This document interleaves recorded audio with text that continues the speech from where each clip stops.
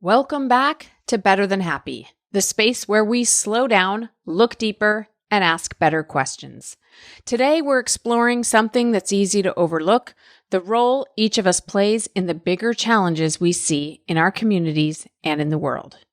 It's tempting to point fingers or feel powerless when we're faced with things like division, injustice, or dysfunction. But what if we're actually more involved than we realize, not just as bystanders, but as subtle contributors? And more importantly, what if we hold more power than we think to shift things simply by pausing, reflecting, and choosing to show up differently? In this episode, we'll talk about how awareness creates patience and how responsibility without shame can turn us into part of the solution. Let's do it. Welcome to episode 515. It starts with you. Welcome to Better Than Happy, the podcast where we transform our lives by transforming ourselves. My name is Jody Moore. In the decade plus I've been working with clients as a master certified coach, I've helped tens of thousands of people to become empowered. And from empowered, the things that seemed hard become trivial. And the things that seemed impossible become available. And suddenly a whole new world of desire and possibility open up to you. And what do you do with that? Well, that's the question. What will you do? Let's find out. Sometimes listening to a podcast is enough, but sometimes you'll feel inspired to go deeper. If you hear things that speak to you in today's episode, consider it your invitation to a complimentary coaching workshop. On this live interactive Zoom call with me, you'll get a taste of the power of this work when applied in real life. You can participate or be a silent observer, but you have to take a step if you want to truly see change in your life. 2 steps, actually. Head to jodymoore.com/free coaching and register. Then you just have to show up. Your best life is waiting for you. Will you show up for it? jodymoore.com/free coaching. I'll see you there.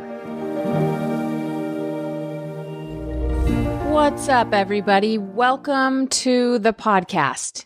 Huge thank you for tuning in here, for listening, and for applying these tools in your life to improve yourself, improve your families, improve your communities. I love the good work you all are doing. I love when you write into me and tell me about the things that you're implementing and the progress that you're seeing. That makes my job so rewarding. So thank you for doing that. And thank you for sharing the podcast. Thank you for sending an episode to a friend or a relative who you think could use a pick-me-up. And thank you for sharing it on your social media or wherever it is that you like to share. And if you haven't shared it yet, it's not too late. I would greatly appreciate if you would share. Make sure that wherever you listen that you have subscribed and or are following our show so that you don't miss a beat. All of that helps you to get all the episodes, but it also helps the show to get more traction and more growth. Today, I'm going to dive into a concept that I heard introduced in a slightly different way by Rob Bell, who I think is brilliant. I love to listen to his work from time to time. And it was a while ago that I heard him talk about this. And to be honest, he talked about it in a slightly different way, but I have thought about it so much ever since. And so I'm going to talk to you about what I learned from him and also kind of add my own thoughts, of course, as I always have something to add. Sorry about that, everyone around me, but that's just how my brain works. So the idea is that we have communities, we have social circles, family circles, we have institutions that we participate in, we have businesses that we interact with and purchase things for, or companies that we work for. We have all these sort of networks of people in our lives that we interact with, even all the way out to the cities we live in, the states, the countries, and the world at large, right? That we are all a part of all of these different communities and we interact with these different institutions. And it's tempting to generalize and notice either strengths or weaknesses in these groups and organizations. And what it's difficult to do is pause and notice our contribution to all of it. But I have found, as I've thought about this concept and played with it, that it's super empowering to notice my role in all of it. It's empowering because it suddenly redirects me to what I can control, which is myself. But it's also something that has made me, I think, more patient, more compassionate, more understanding. And I do a lot less separating myself from others and more trying to connect with others. So overall, it makes me more of the person I want to be when I'm remembering this. And when I forget this, I do the opposite. I become full of judgment.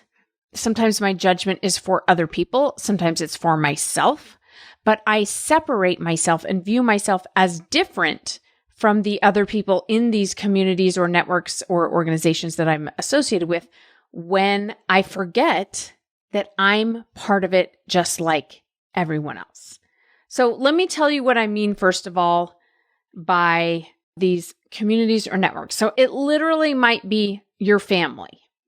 Okay? You might be thinking about your, whatever family you happen to be living with right now, or you might be thinking about more extended family. But your family is made up of a bunch of people, and you are one of the people in that family. And if we were to remove you from the family somehow, if you never existed, that family would be slightly different than it is with you in there as part of that family. Now, you're like, okay, duh, Jody, this sounds very obvious, but stay with me. I want to show you a few things here. Let's take an example like a grocery store. Okay, I don't know if you have a certain grocery store that you like to visit regularly. Maybe if you're like me, there's a couple that you kind of hit depending on where you are in town when you need to go. But usually we kind of have our routine grocery store or maybe a couple grocery stores that we go to when we buy our groceries. How do those grocery stores decide what items to stock? How do they decide? They decide based on the items that people are purchasing. So if I go in there and I purchase a lot of a certain item, then the grocery store computer system, an algorithm, however that works, takes a note, this item sells, get more of that or keep that in stock. Now, of course, I'm only one of many, many customers probably that go to that grocery store. And so my buying habits alone might only make a tiny impact. There might be something that I buy that nobody else buys. And at some point, the store might stop stocking it because my purchases alone may not be enough to tell them to keep it in the store. But still, I play a role in how that grocery store functions by the times of day that I shop, for example, which might play a role in how much staff they have at certain times, what is considered rush hour at the grocery store, right? The items that I buy. Some of that determines even the way they organize the store. Which items get put on the end caps or near the register or in really easy access versus the ones that are more buried in the store. All of this, the way the grocery store runs, I have somewhat of an impact on. I'm not saying it's a huge impact. I'm not saying that I'm responsible for all of it, but I am a part of that grocery store if I shop there with any consistency at all. Do you see what I'm saying? Okay. Now, what about, let's go back to the family example. Okay. If I say things like, which I hear this all the time in coaching, my family's just very dramatic. Okay, I come from a family with lots of drama, or my family has lots of problems. Now, most people are self-aware enough that they wouldn't say, not me, I'm not at all dramatic. I don't have any problems. It's all them. We're not usually doing that. But I want you to think a little bit deeper, not just like, I know sometimes I contribute to the problem. I know sometimes I can be dramatic, but like on a deeper level, understand in a more in-depth way how you bring drama to the family if the family's dramatic. And here's a really simple place to start.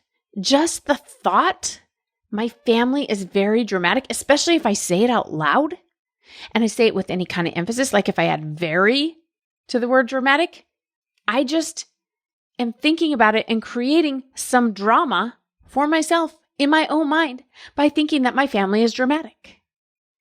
You see what I'm saying? Believing that they have lots of problems, we have lots of problems in our family, is a version of a problem because it's saying we shouldn't have problems. It's a problem that we have so many problems. I just added more problems by thinking about it this way. Now, again, I want you in this episode, I'm trying to bring you some awareness and some insight. And I'm hoping that in some area of your life, you will have some aha moments that will just sort of shift your perspective. Okay. What I don't want you to do is feel bad about it and tell yourself, okay, I shouldn't do this then. I don't know that it's wrong. Like, you're making observations. You have good reasons for what you're believing. I just want you to become a little bit more empowered, and I want you to see that you are contributing to that. Okay, let's do another sort of more basic and not emotional, maybe we would say, example. Let's say you're in traffic. Okay, you're driving on the highway and there's traffic, and you've decided to label it that because that's a subjective term, but you're like, wow, traffic is really bad. Well, guess what? You being on the highway in your car is contributing to traffic. You are the traffic, right? Now, not just you, all the other cars and the speeds at which people are able to go or not go, or maybe there's an accident on the side of the road or whatever, all of that's part of the traffic too. But it's not without pause that if we got off the freeway and if a bunch of other people got off the freeway, there wouldn't be traffic. We are traffic. Traffic isn't something that exists outside of us. Traffic is something we contribute to by getting on the highway and saying, gosh, traffic is really bad. Is it just me, or does this kind of make you go, okay, yeah, I can see that. And that's fascinating. And if you're like me and you're like, so what do I do about that? I don't know yet what to do with this. I just know that it's making me a lot less judgmental, a lot less quick to think that I have all the answers and that I'm doing such a better job than everyone else and judge the world as being wrong or broken in some way when I stop and acknowledge, wait a second, I'm part of this. I'm either contributing to the problem or I'm bringing a possible solution. So for example, if there was lots of cars backed up on the highway and I decide to get off the highway and I think, well, there's too many cars here. You know what? I can't control that, but I can remove my car from the highway.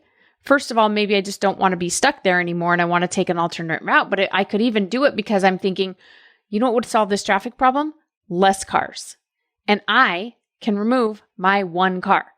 Is that going to solve the whole problem? No, but I'm now part of the solution instead of part of the problem.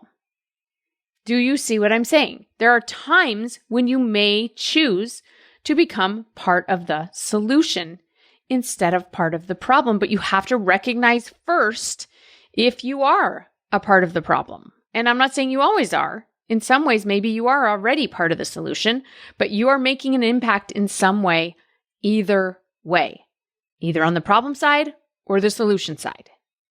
This is interesting to notice, don't you think? How about your ward? I hear people sometimes say, I just don't like my ward. The people aren't very friendly, or they're not very open-minded, or they're too conservative, or whatever's the reason. I promise you that thinking about your ward like that is making you less friendly.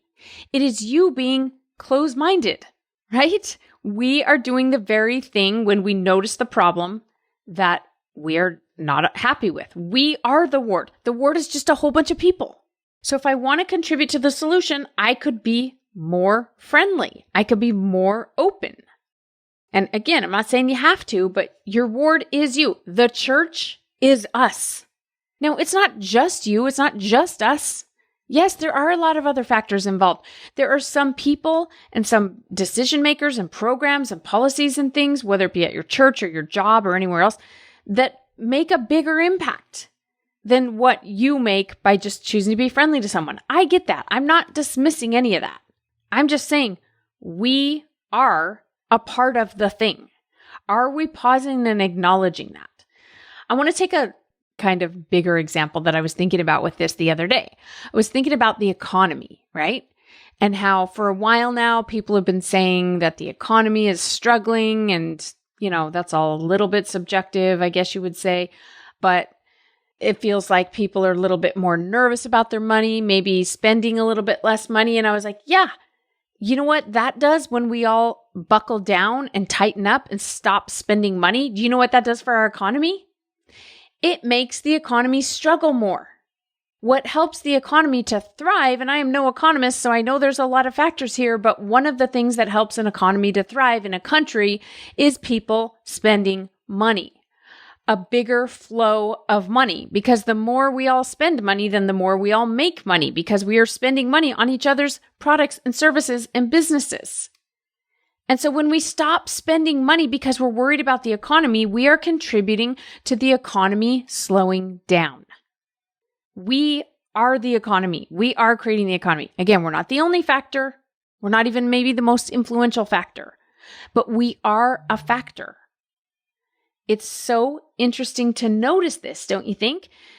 Politics, right? How many of us have been walking around talking about how our country's so divided and people are so hateful and narrow-minded and so extreme in their views and blah, blah, blah. And the comments on social media are so out of hand and people have lost their minds, right?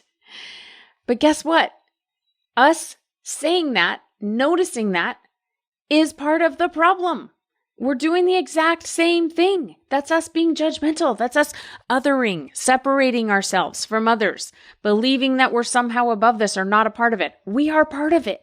We are contributing to it unless we are actively working to do the opposite. I'm just going to full confession mode.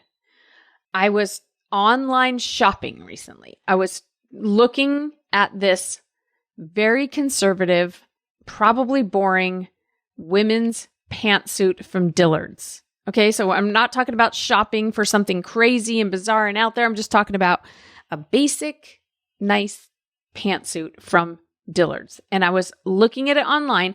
And so I was reading the reviews to see how people say this fits and whether or not they like it and is the color right in real life and all that, right? So I'm reading some reviews and I found myself going, oh my gosh, people are so ridiculous, okay? Because one of the reviews, by the way, it was a 5-star review, but the person said, it fits and drapes beautifully. I ordered it in 3 colors. My only regret is that I discovered that Dillard's is headquartered in Arkansas, so I won't be ordering from them again. But the suit is lovely. Okay, so my reaction was like, wait, what? What's your problem with Arkansas? I'm sure this is something political that I'm just not in the know about, right? I'm sure I could Google it and find out right away. But second of all, are you kidding me? Right? Somebody else wrote this comment. It was refreshing to find a quality women's suit in a brick and mortar store. The suit is beautiful and fit beautifully.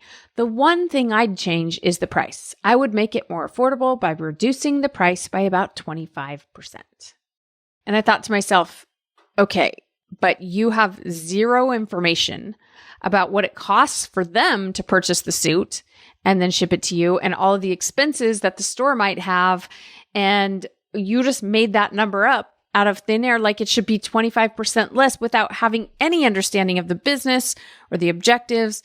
And anyway, notice all my judgment, okay, as I'm reading these comments. I'm separating myself. I'm othering myself. I'm elevating myself as though I'm better than these people. But look at what I'm doing.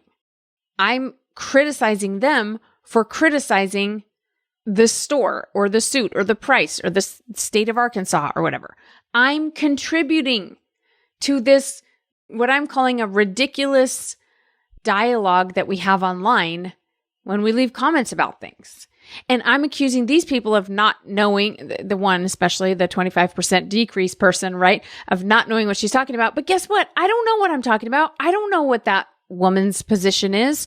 Maybe she does have those figures, first of all. Or second of all, maybe she, I don't know, is going through something and she needs to be able to say this in some way to make herself feel better. Like she probably has a hard life. I don't know what I'm talking about.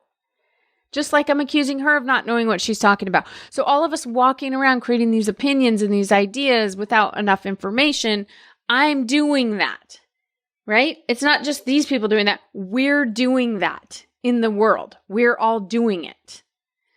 So again, what do we do about this? I don't know.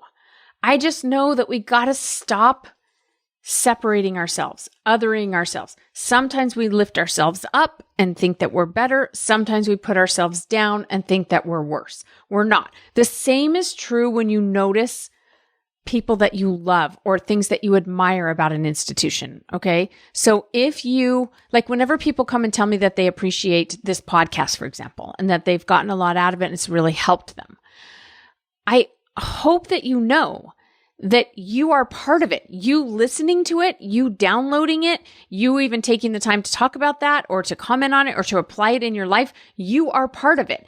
And you liking it or recognizing it says something about you. It means that you have this kind of truth and knowledge or insight or curiosity or what have you within you. If you didn't, you wouldn't be interested in this. You wouldn't find it useful. You would just move right on by. Or maybe you would criticize it or whatever, right? So even the positive, all the good things, we are a part of. We are contributing to these bigger scale things. In what way am I contributing? And what am I contributing? What am I bringing to the table? Am I bringing more of the thing that I'm claiming I don't like? Or am I going to bring something completely different?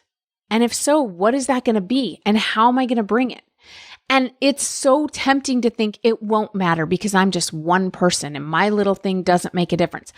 It matters even if all it does is matter for your experience.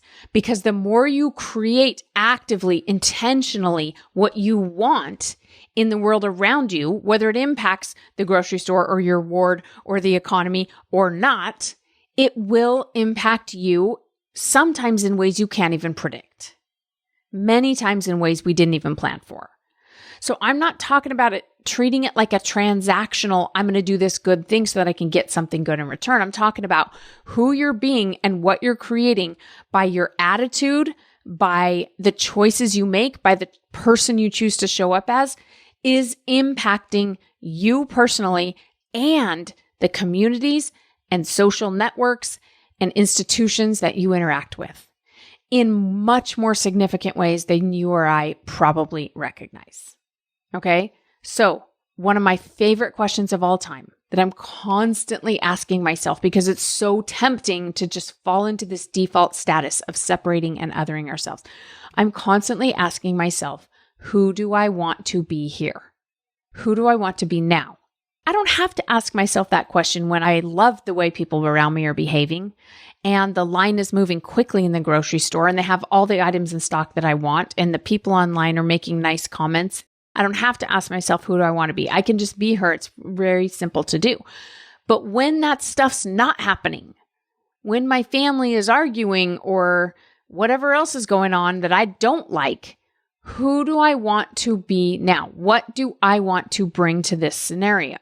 How can I bring a little bit of love? Not that I go out and try to control them all. That's not what I'm saying. But how do I control me? How do I be loving and kind and generous if that's what I want to be? And that's what I feel up to being? How do I be that version of me when everybody else is being a different way? How do I be generous? How do I be honest? How do I be kind? How do I be more loving, more patient, more compassionate? These are all the things we all want to be. How are we going to do that now? Don't shut it down with I don't know, because that will shut it down, right? If your brain's like, I don't know. When I hear that answer come, I just say, but I'm just going to be open to finding the way. I will figure out the way. There is a way, and I will figure it out. In the meanwhile, I'm not expecting perfection of myself because that's not even possible, but I just want to stay empowered, and I want you to do the same, my friend. Thanks for joining me today. Please share this episode with a friend if you found it helpful, and otherwise I'll see you next week. Take care. Oh, wow, look at that. You made it to the end. Your time and attention is valuable, and I don't take it lightly that you made it this far. In fact, it tells me you might be like me, insatiably curious about people and life and potential and connection. Maybe you have big dreams, but a small budget and no time. You're tired, but bored. You're content, but dissatisfied. Sound familiar? Come to a free coaching call and see for yourself what's possible. jodymoore.com/free coaching to register. That's jodymoore.com/free coaching.